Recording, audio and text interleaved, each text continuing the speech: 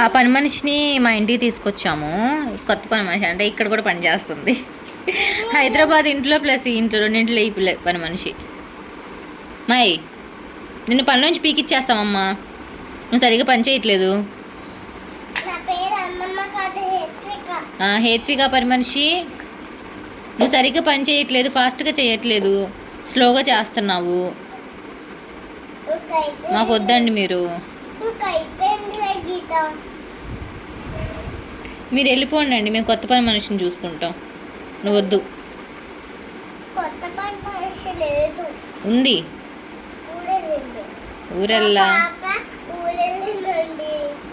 మీ పాప ఊరెళ్తే నాకేంటండి? అవునా, మీ బొట్టు బాగుందండి. నేను ఎప్పుడు పెట్టా?